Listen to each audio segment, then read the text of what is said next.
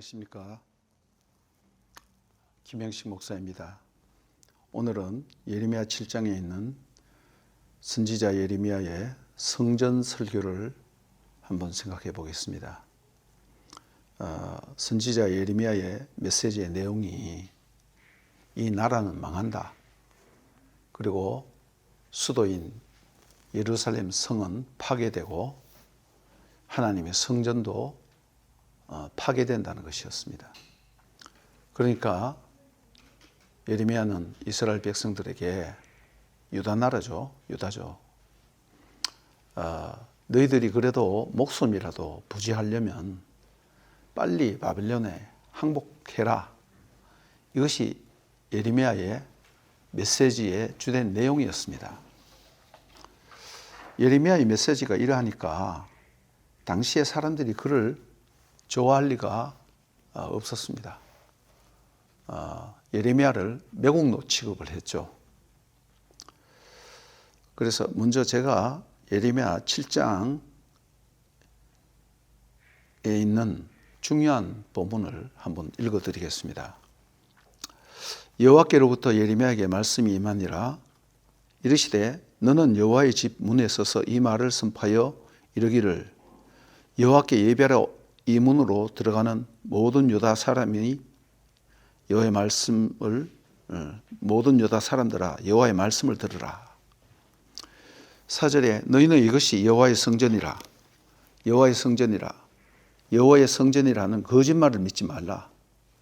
너희가 만일 길과 행위를 참으로 바르게 하여 이웃들 사이에 정의를 행하며 이방인과 고아와 과부를 압제하지 아니하며 무죄한 자의 피를 이곳에서 흘리지 아니하며 다른 신들을 뒤를 따라 화를 자초하지 아니하면 내가 너희들이 이곳에 살게 하리니 곧 너희 조상에게 영원 무궁토록 준 땅이니라.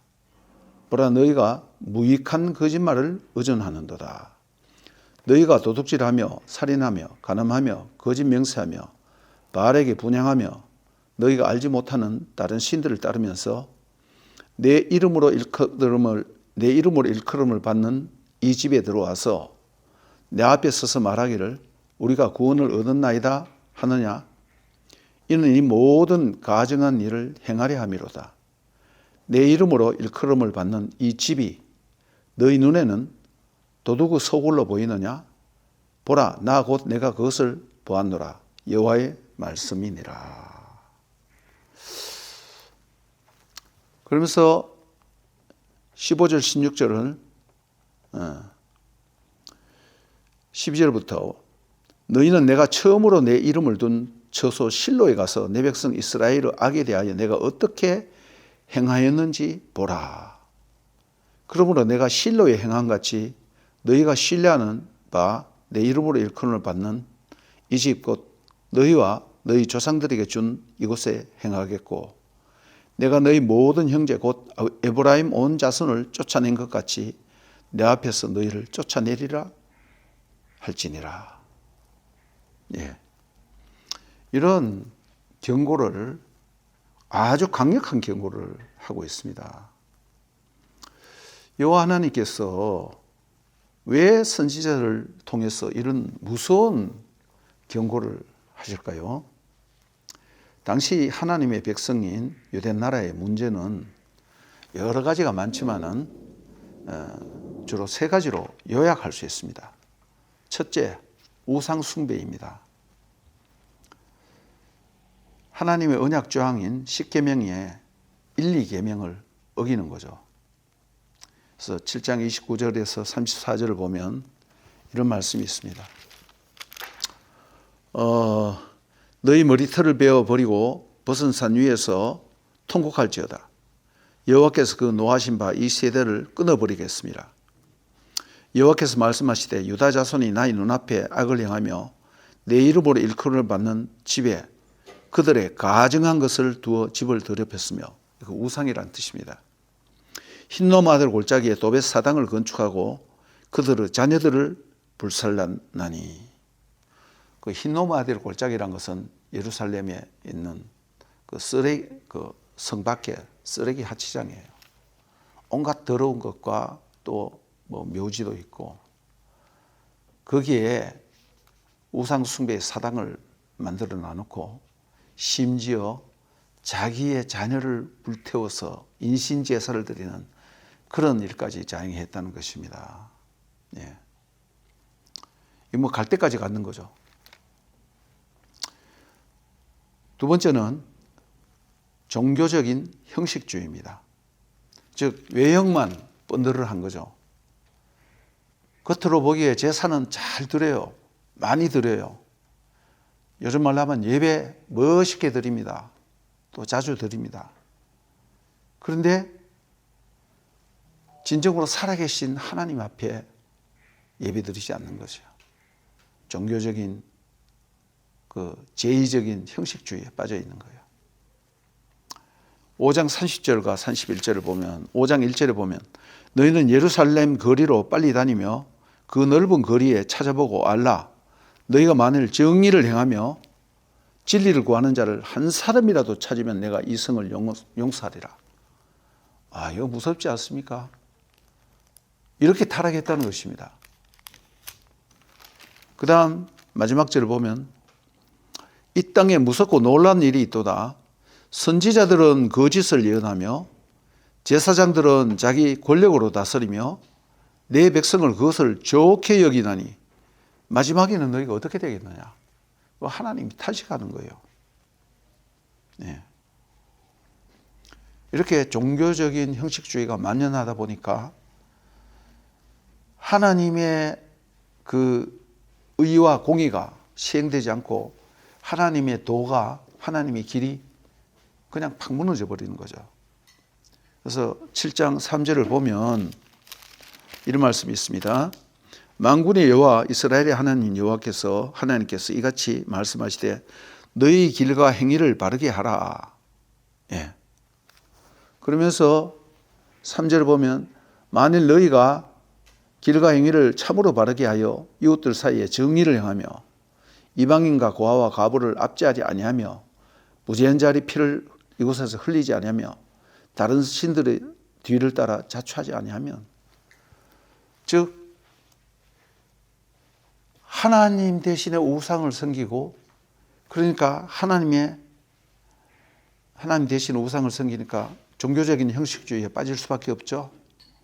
그러니까 자연적으로 윤리 도덕이 무너지며 가장 기초가 되는 공평과 정의가 무너지는 거예요.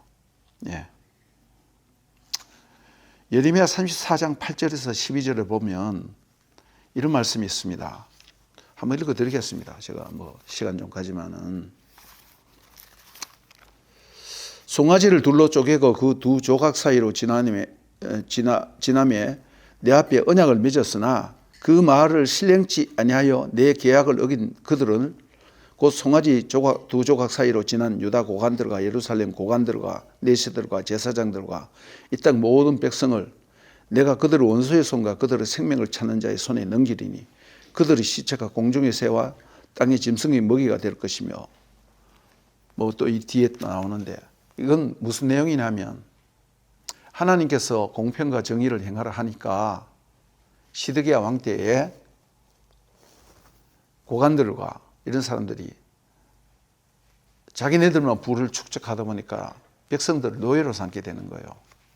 모세 율법에 보면 히브리 백성들을 자기 동족들을 노예로 삼지 말라 그랬어요. 그런데 노예로 삼았는 거야. 그래서 그 잘못됐다는 걸 알고 회개하고 노예 해방을 시켜줬어요. 그러면서 언약을 맺는데 하나님 앞 언약 맺는데 창세기 15장에는 아브라함 언약처럼 짐승을 갈라 둘로 쪼개놓고 이렇게 그 사이로 지나갔다 이 말입니다. 그렇다면 만약에 내가 이 언약을 파기한다면 이 짐승처럼 쪼개져서 피 흘려 죽어도 좋다는 그런 서약이에요. 그런데 이 이스라엘 상위층들이 노예 해방을 시켜놓고 다시 보니까 본전 생각이 난단 말입니다. 그래서 다시 그들을 붙잡아 갖고 자기 노예로 삼았다는 그 얘기입니다. 예. 이렇게 하니까 하나님이 이스라엘을 심판하지, 유다 나라죠. 유다를 심판하지 않을 수 없습니다. 예. 그래서 요시야 왕이 죽고 난 후에 그 아들 여호아스, 이거 3개월밖에 못했어요. 애굽에 와서 피해버리고 데려가서 죽여버리고, 그 다음 여호야김이 11년 동안 통치를 했습니다. 바벨론에 잡혀가 죽었습니다.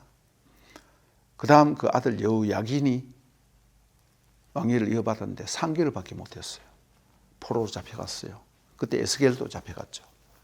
그리고 난 뒤에 시드기야의 아들인, 다시 거꾸로 올라가서 시드기야의 아들인 뭐 삼촌입니까? 아니면 삼촌 할아버지입니까? 그래서 다시 거꾸로 올라가서 11년 동안 하다가 결국은 예루살렘이 망하게 되었는 것입니다. 이렇게 요시야 왕이 죽고 난 뒤에 급격히 몰락하는 상황 가운데서 사람들의 여론이 세 가지였어요. 친애굽파, 야 우리가 그래도 이 애굽을 의지하면서 애굽과 동맹을 맺고 잘 지내보자. 그러면 북쪽의 바벨론과 그 세력들을 막을 수 있을 것이다. 그 다음 친바벨론파가 있습니다. 신흥 바벨론이 강하니까 진작에 우리가 항복하자. 그 가운데 예레미야도 있었는데, 예레미야는 친바벨론파라기보다가 하나님의 말씀이 그렇게 얘기하니까 자기는 그 말 하기 싫은 거예요. 항복하는 말 하기 싫죠. 근데 하나님 명령에 따라서 그렇게 하니까 사람들이 보기에는 바빌론파 같고 또 항복하라고 하니까 매국노 같이 보였는 거예요. 그 가운데서는 세 번째로는 철저한 국수주의가 있었습니다. 소위 말하는 애국지사라고 할 수 있는 거죠. 그들의 생각은 이렇습니다. 이 예루살렘 도성은 하나님의 도성이야. 그리고 거룩하신 하나님의 성전이 여기 있어. 하나님의 궁전이 있는데, 그러니까 결코 무너지지 않아. 맹신했는 거예요. 그 사무엘하 7장에 보면 다윗 언약 가운데 너희 후손의 왕위를 영원히 경고케 하리라는 말이 나와요.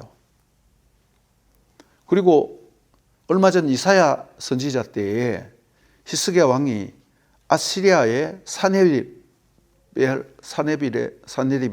18만 5천 명의 그 군대를 삽시간에 물리친 적이 있죠. 하나님께 기도해서. 예. 뭐 무슨 병인지는 모르겠지만 갑자기 그냥 다 망해버렸어요. 그 사네립은 고국으로 돌아가서 죽었습니다. 이런 어떤 극적인 상황도 있겠다. 또 하나님의 성전은 망하지 않는다라는 그런 확신도 있겠다. 그래서 철저한 끝까지 믿음으로 한번 버텨보자. 그런데 이 맹신이라는 것이 굉장히 무섭습니다. 하나님은 아닌데 나는 믿사오니 하는 거야. 예. 그리고 예레미야가 바빌론에 항복하라. 그래야 산다. 그러니까 예레미야는 조국을 팔아먹는 나쁜 놈이 되는 거죠. 예. 예레미야가 성전에서 이런 설교를 했으니 예레미야가 무사할 리가 있습니까? 예. 거기다가 7장 12절에서 15절을 보면 너희는 내가 처음으로 내 이름을 둔 처소 실로에 가서 내 백성 이스라엘을 악에 대하여 내가 어떻게 했는지 보라. 예.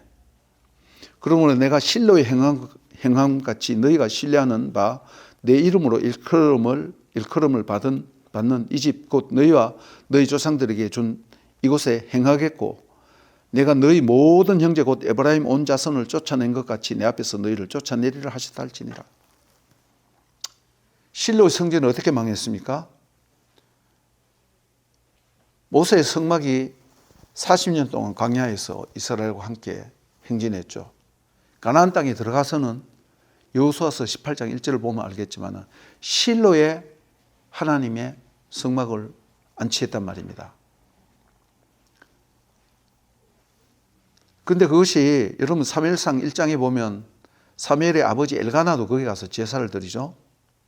그런데 사무엘상 4장과 5장을 보면 블레셋과의 전쟁이 있습니다. 그들이 하나님 앞에 하나님 말씀대로 살지는 않으면서 옛날을 생각하면서 야, 하나님이 법궤가 앞장서서 가면 적군은 무너질 것이다. 여리고성의 문제 그 사례도 있잖아요. 그래서 법궤를 앞세워서 갔는데 블레셋에게 철저하게 피해서 제사장 엘리의 아들은 홈리와 비나스도 거기서 죽고 법궤를 빼앗겼어요.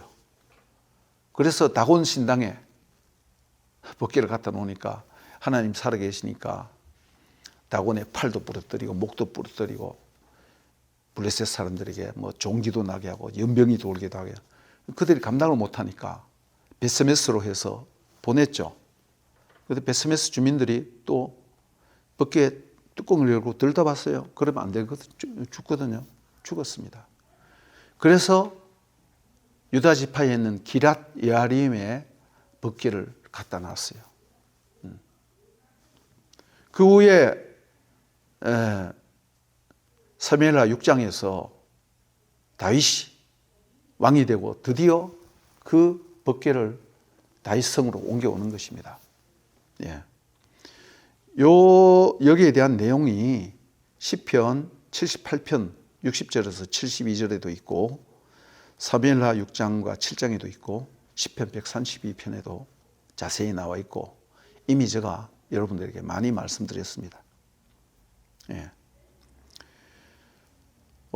다윗 언약을 보면 사무엘하 7장인데 이 사무엘하 7장 자체는 언약이라는 용어가 나오지 않아요.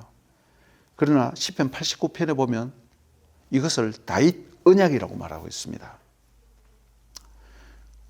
그 다윗 언약에 의해서 다윗이 성전을 지으려고 하니까 하나님이 너희 아들이 지으라고 이렇게 말했죠. 그래서 다윗이 준비를 다 해놨어요. 솔로몬이 성전을 지었는데 열왕기상 6장에서 8장까지 보면 자세히 나와 있습니다. 그런데 그 성전은 한마디로 말해서 화려의 극치예요. 화려의 극치. 예. 외형은 돌로 된 건축물이지만은 그 안에 들어가면 전부 다 황금으로 이 모든 사방 벽면을 황금으로 다 발라놨단 말입니다. 예. 그런데 예레미야가 말하기를 이 솔로몬이 지은 이 성전, 이 화려한 하나님의 집, 하나님이 임재하시는 처소인 이곳이 성전이 아니다는 거예요. 너희는 이것이 여호와의 성전이라, 여호와의 성전이라, 여호와의 성전이라 하는 거짓말을 믿지 말라. 하나님이 선지자를 통해서 이 말씀을 하는 거예요. 예. 하나님의 성전의 키포인트가 뭡니까? 하늘의 하나님이 그 영광으로 지상에 그 백성 가운데 임재하여서 거하는 것입니다. 대표적인 것이 성막을 완성했을 때 출애굽기 40장에 나와 있죠. 제가 한번 읽어드리겠습니다. 출애굽기 40장 34절에 구름이 해막에 덮이고 여호와의 영광이 성막에 충만하며 모세가 해막에 들어갈 수 없으니 이는 구름이 해막 위에 덮이고 여호와의 영광이 성막에 충만함이었으며 예. 뿐만 아니라 솔로몬 성전도 마찬가지입니다. 열왕기상 8장에 보면 제사장이 성소에서 나올 때 구름이 여호와의 성전에 가득하며 제사장이 그 구름으로 말미암아 능히 서서 섬기지 못하였으니 이는 여호와의 영광이 여호와의 성전에 가득함이었더라. 이것이 하나님의 성전의 의미예요. 하늘에 계신 하나님이 영광으로 이 지상에 있는 성소, 모세의 성막 혹은 솔로몬의 성전 거기에 임재하는 것입니다. 즉 임마누엘이에요. 하늘의 하나님이 자기 백성과 함께 이 땅에서 함께 거하신다는 그런 뜻입니다. 이제 이 성전에 하나님이 계시지 않는다 이렇게 선포하고 있는 거예요. 하나님이 임재의 부재입니다. 에스겔서 8장에서 10장까지 보면 영광의 하나님이 어떻게 성전을 떠나가는가 하는 것을 자세히 보여주고 있습니다. 성경을 찾아 읽는 건 생략하겠습니다. 그리고 난 뒤 얼마 되지 않아서 586년에 예루살렘 성전이 예레미야의 말대로 그대로 그냥 박살이 나는 거예요. 너무나 비참하게 도시가 파괴되고 성전도 파괴되는 것입니다. 거기에 대한 자세한 것이 예레미야서 39장에 간단하게 나오고, 예레미야서 마지막 장인 52장에 예루살렘 성전이 어떻게 파괴되고 성이 어떻게 파괴되고 성전이 어떻게 파괴되는지 철저하게 자세히 나와 있습니다. 그리고 성전에 있는 모든 금은보화 다 그냥 가져가는 거죠. 그리고 왕들은, 시드기야 왕은 도망을 가다가 여리고 평지에서 붙잡혀갖고 바벨론 림나에 있는 바벨론 왕에게 끌려옵니다. 그 현장에서, 시드기야가 보는 현장에서 왕자를 죽여버리는 거예요. 자기 아들이 죽는 것을 왕이 보는 거예요. 그리고 두 눈이 뽑혀서 바벨론으로 사로잡혀 가는 거예요. 거기서 죽죠. 이것이 하나님의 영광이 머무는 성전, 너무나 존귀하잖아요. 그러나 하나님의 영광이 떠나가면 그는 성전의 역할을 하지 못한다는 것이죠. 파괴될 수밖에 없다는 것입니다. 그것도 아주 철저하게 파괴되는 거예요. 이외에도 우리는 성전 재건과 구약 학개, 스가랴, 말라기 이런 곳에, 또 신약의 성전인 예수님과 교회, 제가 많이 얘기했기 때문에 구체적인 것은 생략하겠습니다. 한 가지, 주후 70년에 헤롯 성전, 스룹바벨 성전을 증축한 헤롯 성전이 파괴되는 데 대해서 예수님이 어떻게 말씀하십니까? 돌들도 돌 하나 위에, 돌 하나도 돌 위에 놓여지지 않으리라, 이렇게 했어요. 그대로 됐어요. 그대로. 여기에 드릴 말씀이 많지만 생략하겠습니다. 신약에서 예수님이 성전이라고 말씀했죠. 요한복음 1장 14절과 2장 19절을 이하에 이미 제가 여러 번 반복했습니다. 그리고 또한 신약 성경은 예수를 믿는 우리가, 예수 안에서 우리가 바로 성전이라고 말하고 있습니다. 고린도전서 3장 16, 6장 19절, 에베소서 2장 20절에서 22절, 베드로전서 2장 4절에서 10절, 바울 사도뿐만 아니라 예수님도 말씀하시고 바울 사도, 베드로 다 교회가 성전이라고 말하고 있는 거예요. 그러니까 저와 여러분이 바로 성전입니다. 저와 여러분이 개인적으로 성전이고, 또 집합적으로 교회가 성전이고, 이 건물이 성전이 아니라 이 말입니다.